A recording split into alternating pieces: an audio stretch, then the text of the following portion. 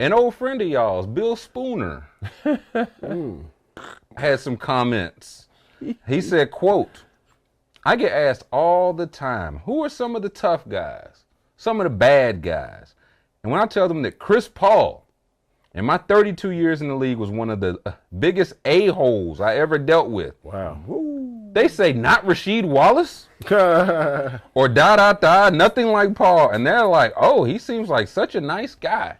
And I say, yeah, he's a great image cultivator. End quote. Your name was mentioned, so I want to give you a chance to respond to Billy Spooner. My man Spoon. It's like, no. Yeah, it goes to show you.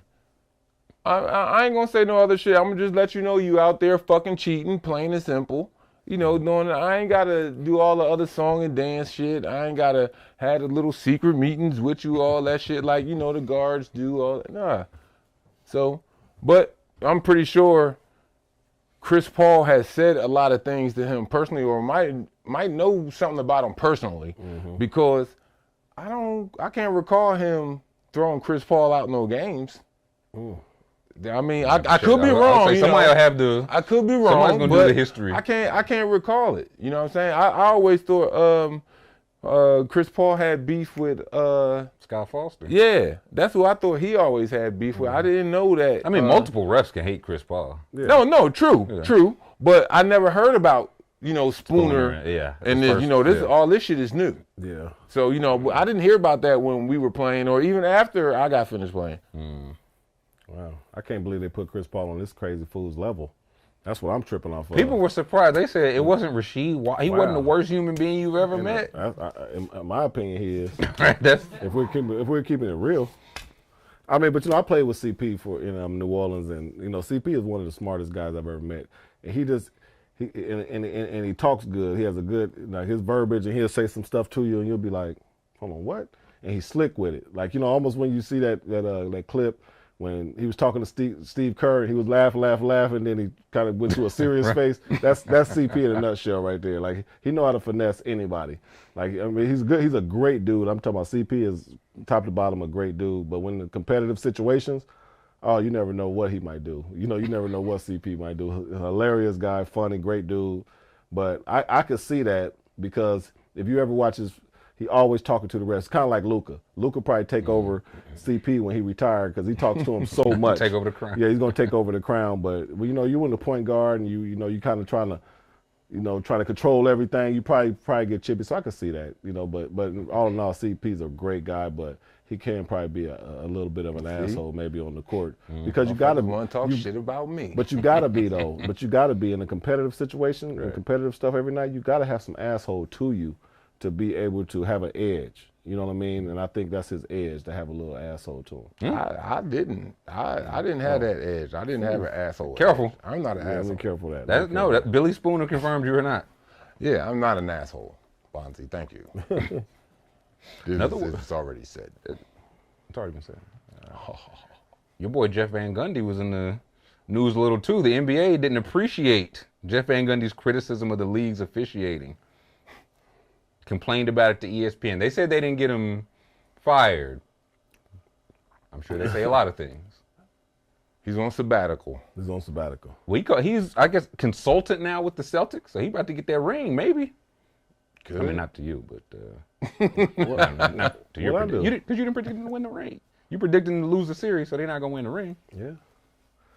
I mean, you know, like I said before, Jeff, you know, as a coach of me and him never got along. But I respect him so much as a coach, being a coach now, because he's probably one of the smartest guys I've ever been around. He's not a people person. You know what I'm saying? And it's okay. Yeah. Everybody's not. He'll probably tell you that. You know what I mean? Because that's the type of dude he is. But in my opinion of Jeff, any situation or any time you're around him, he got to be the smartest man in the room. So he could probably, you know what I'm saying? So I could totally see that statement in him, you know, being like that, because if he said it, he truly believed it, he researched it, and he feel like he's totally right. You know what I'm saying? And that's Jeff, you know what I'm saying? Because like I said before, as a coach, he's a great coach. When it comes to being a people person, he's terrible at it. And people will tell you that. Right. And if he wrote a book report on basketball, he's getting an A++ because he knows his game.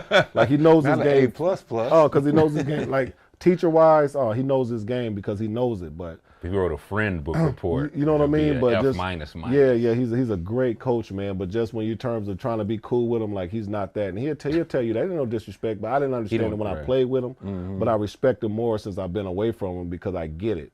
You know what I'm saying? But I get him now. But when I was in the moment, you know what I'm saying, I wanted a coach that I'm so used to being cool with coaches and stuff, and he was like, I ain't on that. You know what I mean? This ain't that here. Come to work, do your job, and go home. We ain't got to be cool. So, but, you know what I'm saying? And he's a very intellectual dude. Like, you know, I've been on 5 teams when I played in the NBA. And, you know, at the beginning of the season, you usually get, you know, you usually get like a playbook with rules and all that type of stuff. And it usually be about this thick, something like that. Remember I got to Houston, Jeff Van Gundy gave me his stuff. It was this thick. Whole binder. Man, I still got it. That trapper keeper. I still got it. I had to keep it because I like to tell the story and show people like, man, let me show you. Let me show you just stuff. And it's this whole philosophy and all that stuff in it. And it was just, and as I got older and I got to really get into coaching and look at it, I'm like, oh, this guy's a genius. Like he got his whole vision and everything in these pages. And actually I've used it, a lot of it through my coaching. Kind of plagiarism? Just kind of just going back, looking at it, just seeing all the stuff and the verbiage and how he, set up like I said, genius when it comes to basketball. Genius. Mad scientist. Yeah, mad scientist, genius. But not at like interpersonal communication. No, not at all. But what he said though, he truly believes it wholeheartedly because he's an intellectual guy. He probably researched it and feel like he's smarter than the person who made the rules. Smarter than the average bear. Mm-hmm.